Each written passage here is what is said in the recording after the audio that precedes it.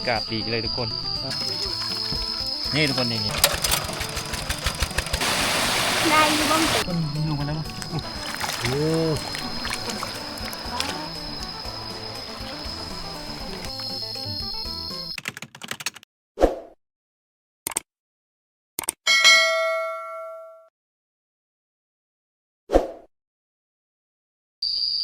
กราบทักทายสบายดีและก็สวัสดี FC ฝั่งไทยเด้อทุกคนดีต้อนรับเข้าสู่ช่องวโยนะทุกคนมื้อนี้กับวโยออกมาหน้าเนาะทุกคนออกมาไต่หุ่นหน้าในที่สุดฝนก็ตกไปเนาะหลังจากที่รอคอยไปเป็นเวลาโดนนานในที่สุดมันก็ตกให้เนาะทุกคนฝนฟ้าอากาศกันเนาะน้ำกระไหลแล้วทุกคนวโยได้ถ่ายหน้าแล้วนี่โยสิพา FC ทุกคนไปเบิ่งหน้าวโยเนาะหน้าฝนตกเมื่อคืนนี้หลังจากฝนตกกันได้น้ำไหลเติบนะพอได้ถ่ายหน้าเนี่ยทุกคนปุ๊บโอ้น้ำโทมเลยทุกคนตกกะแห้งเติบได้แต่ว่ามันบ่โดนปานใดถ้าว่ามันโดนตกโดนเนี่ยมันสิหลายกว่านี้เนาะโอ้บรรยากาศอันคือทางหลังนี่จะเป็นหน้ายอดเขาเจ้าเนาะหน้าใกล้หน้าประโยชน์เนาะหน้ายอดนี่น้ำจะท่วมเลย แต่ว่าเขายอดโดนแล้วยอดตอนมันแดดฟุ้นแต่ว่ามันขึ้นสูงแล้วทุกคนคนหน้าน้ำเลยผมจะใช้เบิ่งพวกโอ้ปลายลิบปลอเลยทุกคนปลายเข้านี่โอ้เขาเจ้ายอดแต่ว่าหน้าประโยชน์บริยอดเอาทุกคนพวกทางพวกประโยชน์แต่ว่าเขาถ้าดำเอาเนาะถ้าฝนตกลงมาดำนี่น้ำก็คือโถมเต็มมาเลยทุกคนว้าวไหลลงรางเลยทุกคนเดี๋ยวประโยชน์สีพาเลาะไปเบิ่งรอบๆบรรยากาศรอบหน้าเนาะทุกคนเสียงกบเสียงเครียดห้องหลังจากฝนตกไปก็อากาศก็ซุ้มเย็นเนาะทุกคนเย็นสบายเลยอยู่ใส่ก็ได้พวกน้ำนี่เห็ดแล้วเจองานแล้วทุกคนนี่ขนารู้ขนาคาดนี่โอ้เขาจะได้เอาสอบมาปานแล้วนี่โอ้นี่ทุกคนเนาะนาเฮือใหญ่เขากับพวกเต็มเลยพวกน้ำพวกหลังจากฝนตกไปกะซุ้มเย็นเนาะทุกคนกบเครียดกับห้องแซวแล้วมันได้กินน้ำกินในตกลงมากับอุดมสมบูรณ์แล้ววันนี้เศร้าแห้งแล้งแล้วหวานประโยชน์นี่โยชีภาพไปเลาะเบิ้งบรรยากาศรอบๆเนาะทุกคนโอ้กบเครียดห้องแต่สะอ่อนเนาะเมื่อคืนนี้ว่าสิไปก้านแต่ว่ามันฝนฟ้ามันดังก็เลยบ่ไปเนาะทุกคนก็เลยฝนก็ตกดึกแน่นะเศร้าดึกแน่ฟ้าแมบฟ้าอย่างก็เลยยานเนาะก็เลยบ่ได้ไปเนาะบางคนไปก้านก็ได้กินอึ่งแล้วทุกคนโอ้เขาเจ้าได้อึ่งก็มีแต่ประโยชน์บ่ได้ไปเนาะบ่ได้กินบ่ได้ถ่าย FC เบิ่งครับนี่คือตะกร้าเขาเนาะทุกคนนี่กร้าเขาก็จะยาวแล้วแต่ว่าเขารอคอยฝนตกลงมาเนาะทุกคนวันนี้กาสิถ่ายหุดแล้วก็ทากาเงาเอาปูนมาว่านใช่นี่เอาปูนมาเล้งแล้วก็เฮาสีถ้ามันเงาเฮาสีไทยดำอีกครั้งนึงทุกคนโอ้บรรยากาศดีเลยทุกคนตอนเช้าประมาณ8 โมงโอ้เย็นเลยอยู่ตรงไหนตรงหน้าตีบ้านนะทุกคนโอ้บรรยากาศกบเกตห้องแซวอยู่ทุกคนข้างหลังมาหยุดมันคือสิดีใจนะทุกคนเนาะถ้าว่าเป็นคนก็คือสิดีใจเลยฝนตกลงมานี่ในกินน้ำกินได้นะโอ้ยประโยชน์ถ่ายเมื่อก่อนเดือนหลังมันโหดแดดจนโหจนสิแตกทุกคนในที่สุดมันก็ตกมาจนได้เนาะฝนเนาะเราก็ได้ถ่ายพุดหน้าได้เห็ดหน้าแล้วบัดนี้บ่ตายแล้วนะทุกคนได้กินข้าวหน้าได้กินได้ดำหน้าได้กินข้าวแล้วปีนี้เดี๋ยวประโยชน์สิไปตามทีมไทยแล้วก็มาถ่าย FC เบิ้งเนาะรถไทยเดินตามไม่ละรถอีแตนเนาะทุกคนมาประโยชน์รถไทยเดินตามไห้หน้ากับบริใหญ่ปันไดนะไห้เล็กไห้น้อยปนกันไปเนาะมีไห้ใหญ่แน่เพราะว่าไห้กับบริไห้หน้าแต่รุ่นปู่รุ่นยาเห็ดไห้น้องเขาบริบุกเขาบริบุกเบิกเนาะบุกเบิกกับพ่อดำพื้นดำอย่างผมดำพื้นดำอย่างแบบหน้าแบบดังเดิมนะทุกคนเอากะเห็ดไปตามแต่พอแต่แม่แต่ปู่แต่ยาพาเห็ดพวกแหละก็สืบทอดไปเรื่อยเดี๋ยวมาลุ้นนำกันเนาะถ้าว่ามันลิ้นผลลิ้นนี่ประโยชน์สิไปเก็บหอยแล้วนี่ถ้ามันตกแห้งเสียดายมันบ่แห้งปานใดนะคืนนี้มันตกบ่หึงนะมันแห้งอยู่แต่ว่ามันตกบ่โดนเพราะมันตกโดนลิ้นนี่มันจะมีหอยปูออกจะหาเก็บตามเจให้เจหน้าเนี่ยโอ้คักของกินมะนาวเก็บอีปูน้อยกินกับตำหุ่งนะทุกคนคักนะเดี๋ยวไปตามตีรถไถก็นะทุกคนนี่ทุกคนรถไถนะเนาะไม่ได้แตนอะไรตัวบ้านนี้แหละการไถใช้หน้าปกติเลยรถจะกินข้าวแล้วเนาะรอดระบบดี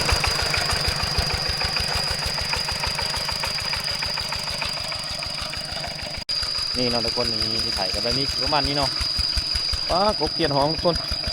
เกลียดดอกลงนะเบิ่งนี่เป็นดังจอมจะโอ้โหดอกเกลียดเว้อทุกคนเกลียดหน้ามันดีใจน้ำออกทุกคนท่านะโตลงไปละมันดีใจได้ลิ้นน้ำเนาะนี่ไถหน้าเอาไถกับสิประมาณนี้แหละทุกคนบ่ได้ใหญ่บ่ได้น้อยพอดีไถพอดีเฮ็ดหน้ากันไถสบายแล้วทุกคนก็คือตอนนั้นเนาะตอนนั้นโอ้ไถเนี่ยน้ำกูมีนี่ไถสบายเลยอ่อนเลยทุกคนน้ำมันก็ไม่น่าตัว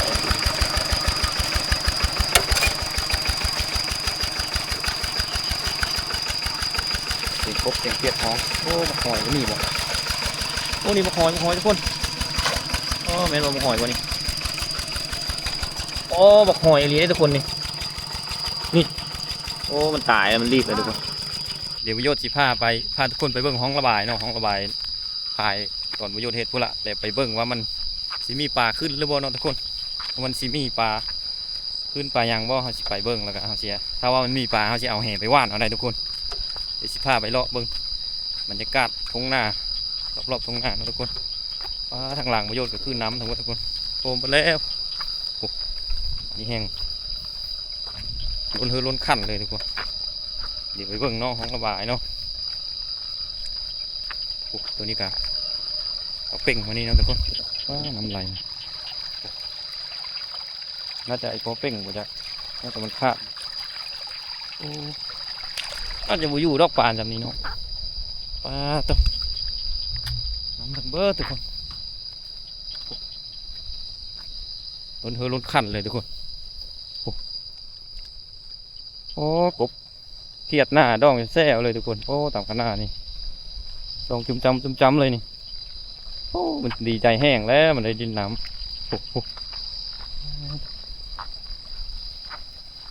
นี่ทุกคนน้ำไหลน้ำขาดประมาณไปเบิ่งห้องระบายมันจะอยู่หรือบ่เนาะทุกคนต่ำขนาดขาดน่าจะบ่อยู่ทุกคนเดี๋ยวไปเบิ่งน้ำกันนะทุกคน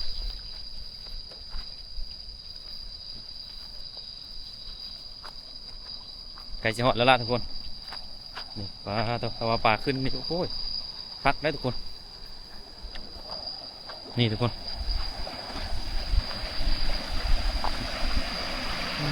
ระบายปลาอย่างนั้นเนาะเอาละขาดเลยทุกคนแล้วก็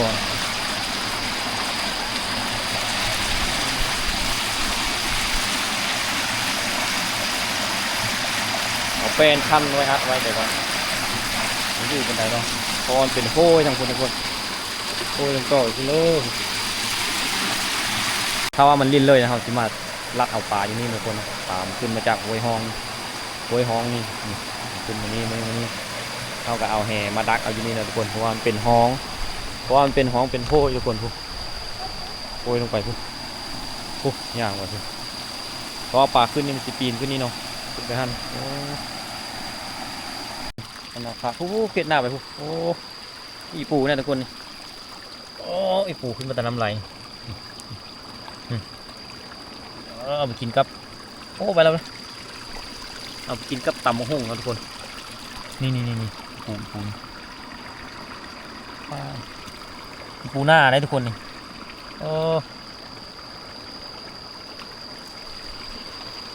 อุดมสมบูรณ์ฝนตกลงมากันอย่างก็มีนะทุกคนนี่ทุกคนป่าทุกคนทางเท้าทุกคนไปแล้วทุกคนอะไรจะโอ้ปลาคอทุกคนมาทุกคนเขาจะเอาแหมาวางเอาเนาะนี่เอาเห็ดปลาคอปลาโตปลาคอแล้วปลาซ่อนแล้วทุกคนตัวไม่ใหญ่มันไหนซ้ำน้ำพาน้อยแล้วจะมาเห็นเขาว่านนะทุกคน ปลาขึ้นไหมเนาะ ปวดเสียดายเลยกินนี่ไปที่ไทยซีเบิร์กคัดไปซ้ำโอ้ไม่ได้กินทุกคนพยานเขามีที่เด็ดแก้มือเอาทุกคน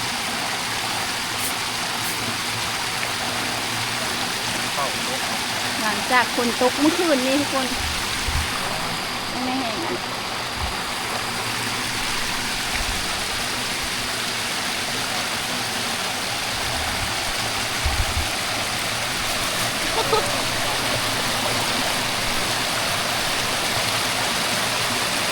ได้อยี่บ่มนเป็นกระคัก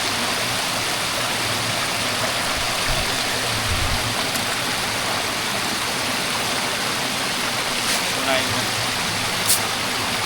ไปงมเอาไป เนี่ยตีปูทุกคนนี่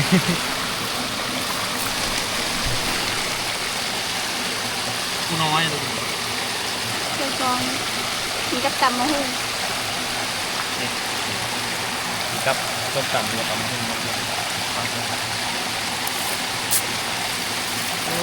โหน้ำไหน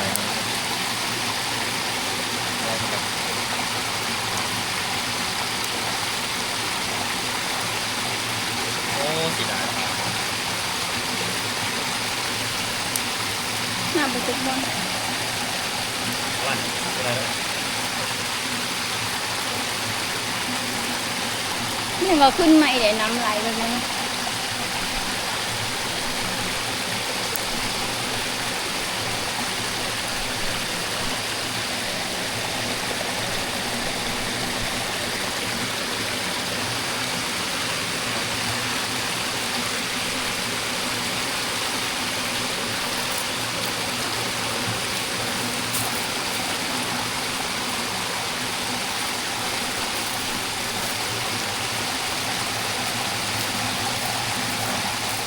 เข้าโต๊ะ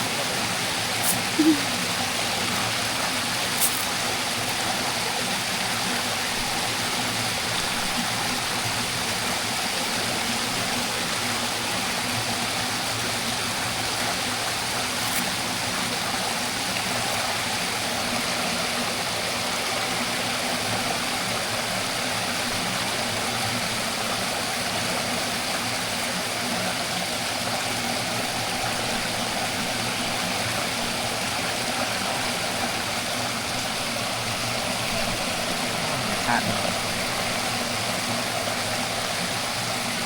นี่ยขาดไปเลยทุกคนเลยยิ่งทุกคนว่าผมจะรอเลยนะนี่ทุกคนอีกปูทุกคนอีกปูนี่แข็งน้ำเลยดูก่อนแล้วนี่อีปูหน้าทุกคนนี่เอาไปกินกับส้มตำหรือว่าตำมะฮุ่งทุกคนโอ้แซ่บผักนี่เนาะทุกคนหน้าว่างที่มันขาดมือเสานี้ประโยชน์ก็ได้เอาเป่าหรือว่ากระสอบนี่ไปใส่เนาะทุกคนเอาพุดดินใส่เต็มเลยนะเขาสิไปใส่เนาะให้มันแน่นหนานะทุกคนเพราะมือเสานี่ประโยชน์ไปถ่ายให้ทุกคนเบิ่งนะว่ามันขาดนะทุกคนเอาดินใส่เนาะบ้านเองตัวนี้ได้ทุกคนเนาะนี่ชีวิตบ้านโลดนี่สำหรับ14ผู้ใดเนาะอยากเป็นเคยผู้ไทย จะต้องเบิ่งไว้เนาะทุกคนดูไว้นี่แหละวิถีชีวิตเป็นเคยผู้ไทยหอบยำหน้าต้องมาเฮ็ดหน้าเลยทุกคนสันพอเท้าหาย อะไรกับป้านกันหน้าต้องรู้ต้องมั่น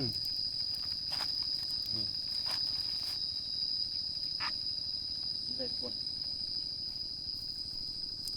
ใส่หน้าขาดนั้นยดมัดแล้วยดเสียเอาไปใส่นะทุกคน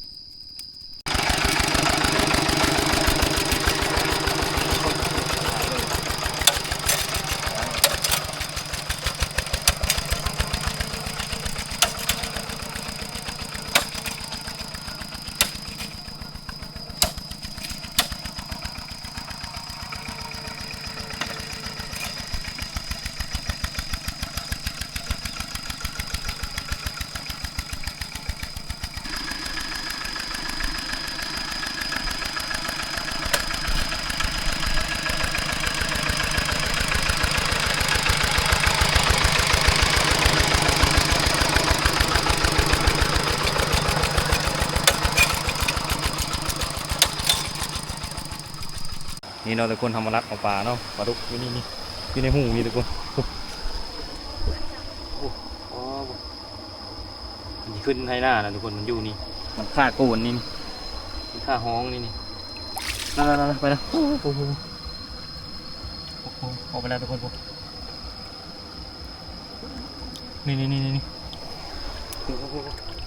ผ่านไปลงไปเลยปูทุกคนปลาปูนะปูปลาดุกปูโจโจอยู่ทุกคนปูไปนี่ทุกคนลงไปแล้วเนาะปู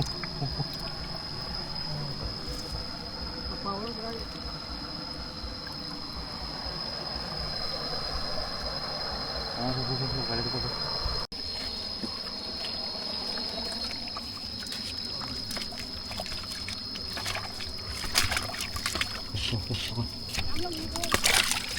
ำลงอยู่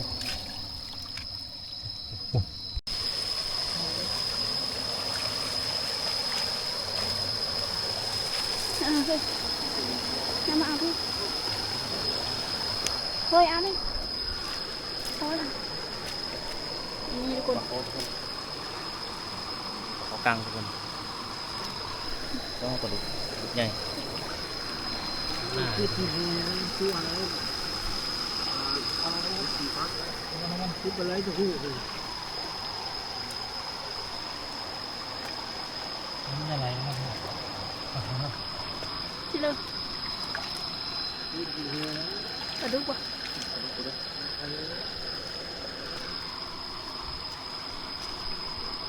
ทุกคนเนี่ยเดี๋ยวเป็นกำลังเอาปากเป็นการน้ำไหลปลาดุกลงมาเลยตัวสามตัวมันดูน้ำดี มีตัวที่ชอบนะโอ้ ป้าปลาดุกเขาไม่ได้เอาแหโปกอ่ะงักเลย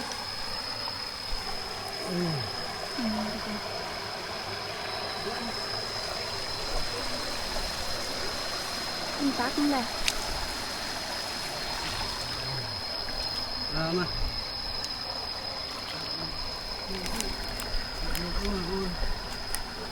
นี่มัน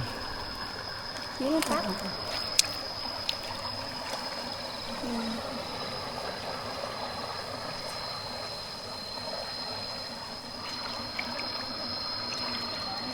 เอาบ่า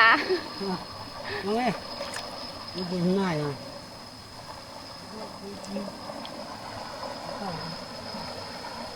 อันน้ำปลาเห็ดป่า ที่เขาโตนะ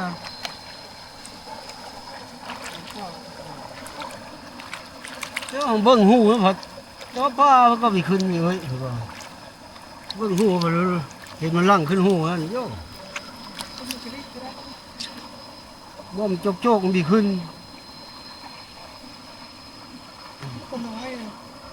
ไปดูหน่อย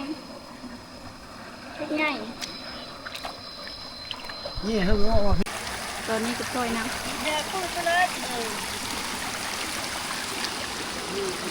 ปล่อยน้ำลงมาปลาลง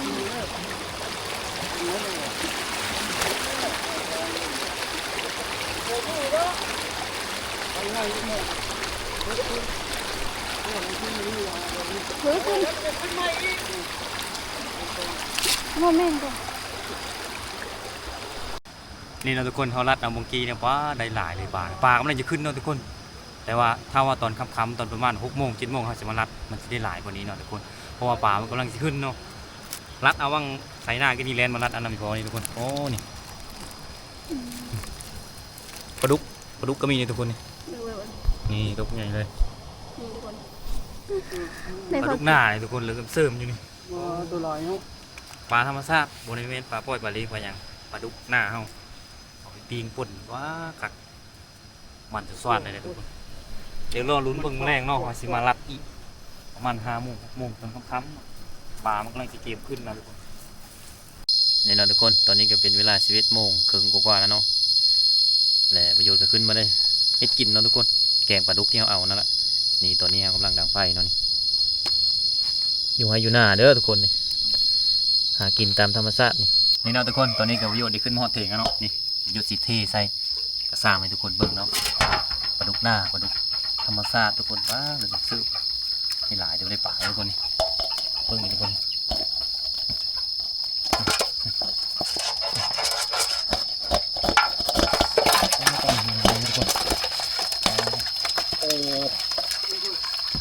นี่ทุกคนนี่ใหญ่เลยนี่ปลาดุกเขานี่ตัวใหญ่นี่ทุกคน1 2 3 4 5 6 ตัวนี่ว้าอันนี้มีปลาคอปลาดุก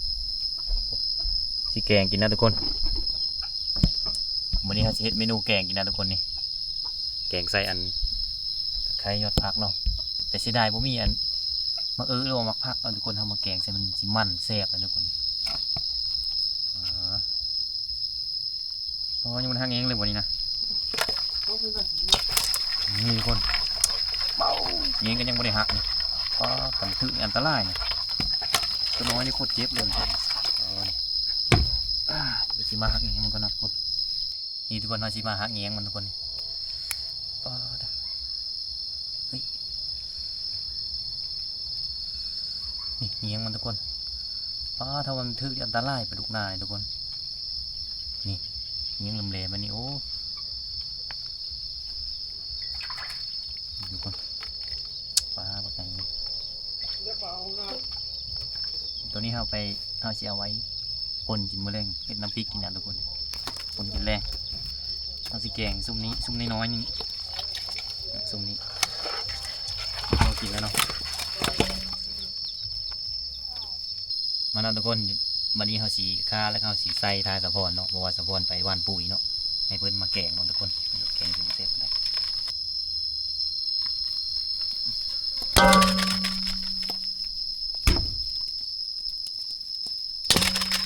อาหารนี่ก็นะทุกคน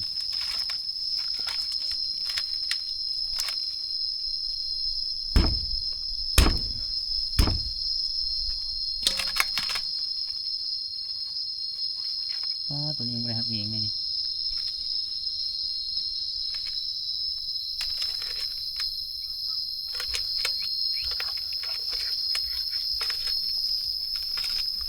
อันตรายได้ตัวเองมันถึงนี่ทุกคน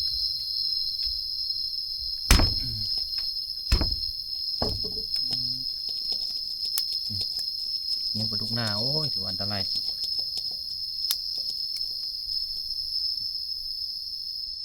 ตัวสิมาใส่ก่อนนะทุกคนนะ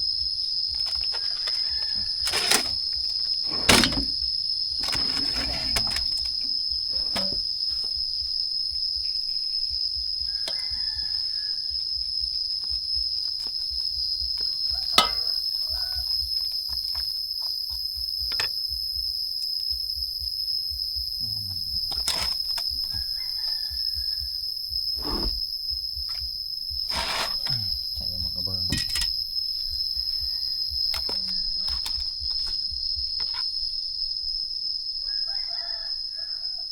ต้องเบ่งแม่ไข่หัวยักษ์ทุกคนโอ้ไข่ดีเว้ย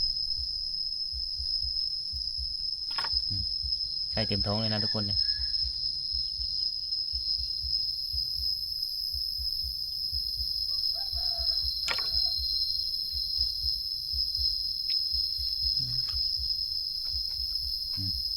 ตัวจีเล็กก็เสริมเลยปลาดุกนาเฮา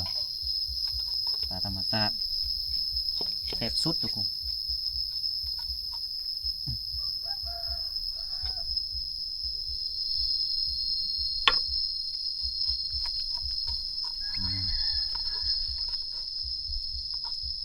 ตัวนี้ท้องเบ่งอยู่ไข่อยู่จ้ะทุกคนไข่ที่ตัว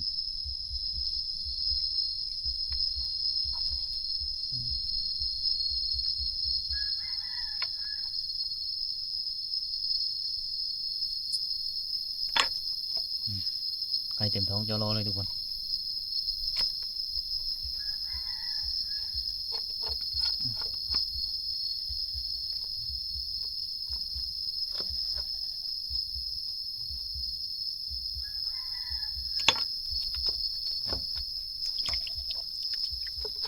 อันนี้ปลาคอทุกคน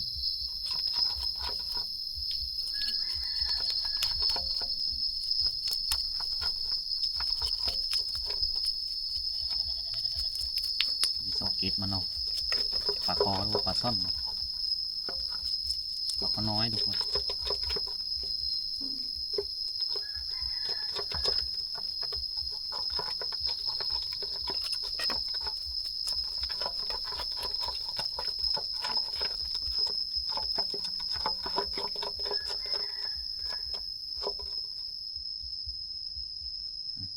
ไข่คือกันจะเป็นปลาเข็งเนาะ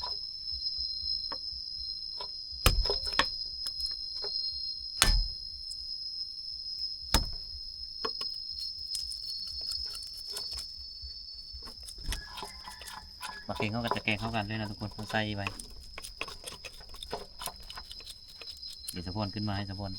กินเนาะนี่อยู่ใส่ตามันว่าปลาเข่งนี่ก็ยังไข่ทุกคน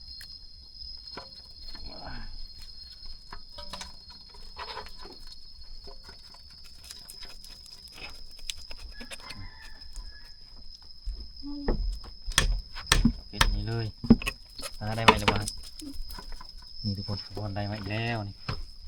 ตอนน้ำหนักนะทุกคน โบควางบันเดียว ฟ้องแหวบ่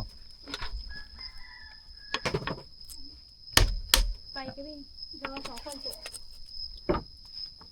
เอามาใส่โต๊ะนะปลาเข็งกับไข่เลยทุกคนนี่ ข้างเพื่อนผู้อันเดียว เนาะทุกคนนี่สะพอนเอาขึ้นหนึ่งหลังปลาดุกทั้งเบิร์ดทุกคนนี่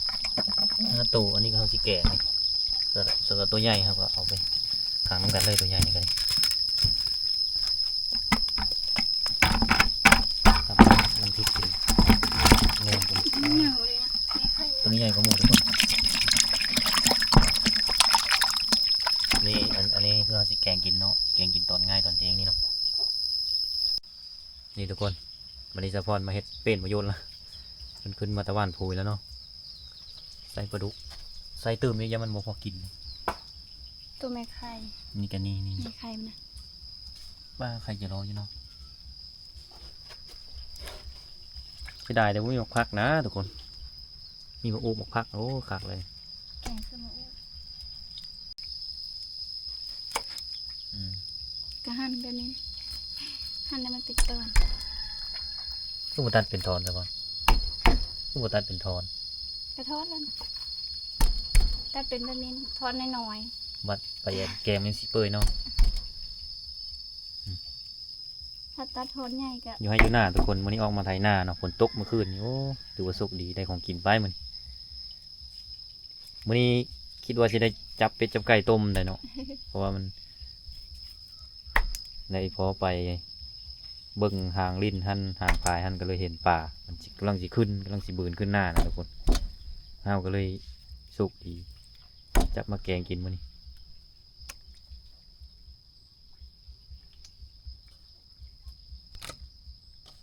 ตัวไข่เลย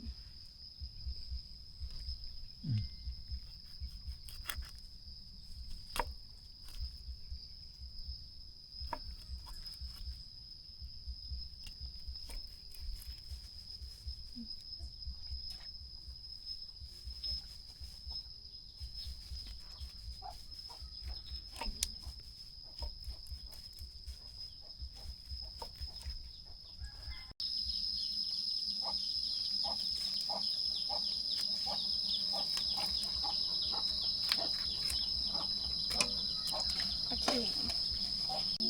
หลังจากที่เราซอยเป็นท่อนเป็นท้อยเป็นตอนแล้วก็เราก็ใส่หม้อเลย สิไปแกงเนาะเวลาแกงมันเปื่อยแล้วมันสิตัดมันสิออกเองเลยทุกคน มันก็เปื่อยแล้วมันก็ มันต้องตัดออกแล้ว ประมาณนี้ เต็มหม้อเลยทุกคนนี่เหลือเอิ่มเสริมปลาดุกหน้านี่บ้าต่อ ที่เขาตำพริกก่อน ของแซ่บเลยทุกคนแกงกินอยู่ให้อยู่หน้าอยู่เทียงหน้าเนาะอีกจังน้อยก็ได้ดำหน้าแล้วนี่ไถหุดหน้าสำเร็จแล้วก็รอท่ากาเขาเหย้าแล้วก็เขาก็ตอนนี้เขากำลังเลี้ยงปุ๋ยเนาะเลี้ยงปุ๋ยใส่เหย้าแล้วก็โตะอีกเทื่อหน้ากับพอดีดำเลยนะทุกคนบัดนี้เขาจะได้ดำหน้าเขาจะถ่ายให้ FC เบิ่งเลยวิถีชีวิตบ้านมาอยู่เนาะบ้านชนบทบ้านนอกคอกหน้าอายุหากินชีวิตแบบเรียบง่ายเนาะทุกคนทำหมกพริกใส่บัดนี้นะทุกคน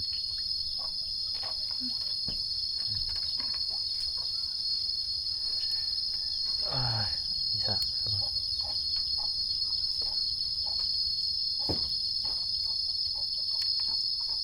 ประมาณนี้เนาะด้วยเผ็ดในจากนี้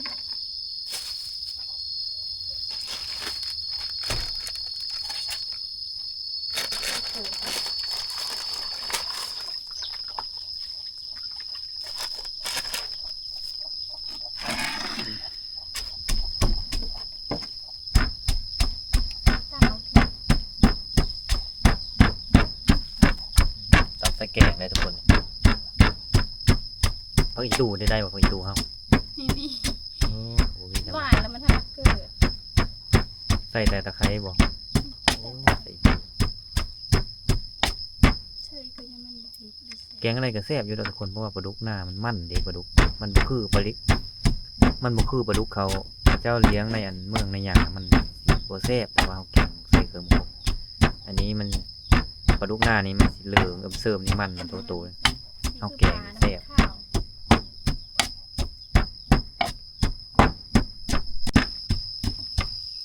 แหละแล้วเด้อ จากน้ำจะน้อยเนาะก่อยน้ำลังคกใส่เลยทุกคน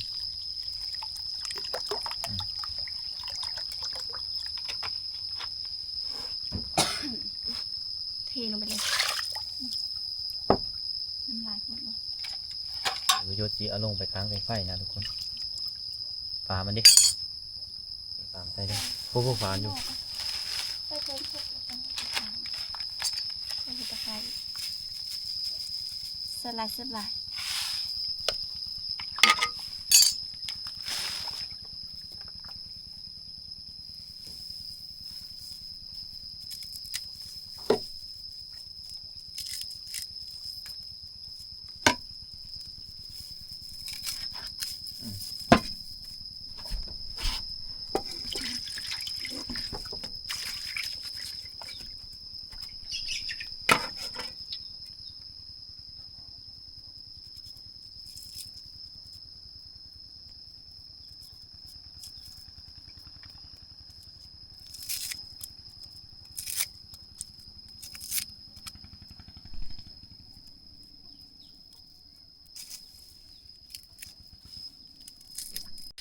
เอาละทุกคน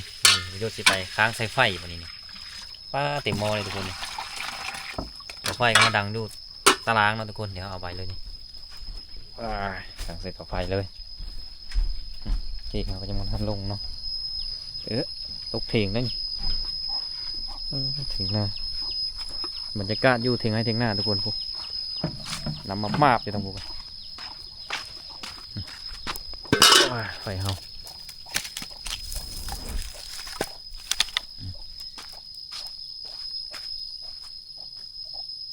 คนนี่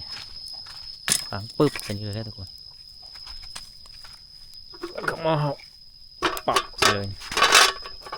ว่าไม่ได้กินได้นี่ปิดไฟนี่นะทุกคนนี่สุกแล้วทุกคนเอามาใกล้เบิ้งนี่ตะก้อโอ้เปื่อยแล้วทุกคนนี่โอ้นี่จะแซ่บแล้วบัดนี้นี่ทุกคนสุกแล้ว ผาดัง ขาดังแล้ว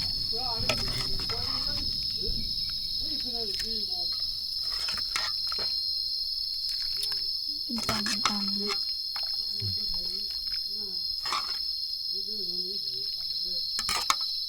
เป็นเสียบเลยทุกคนกระตุกกระสิมดำนะเนาะเพราะว่าเฮาอยู่ให้อยู่หน้าเนาะทุกคนมันต้องอย่างไร เดียวมา กินตามที่มีนะทุกคน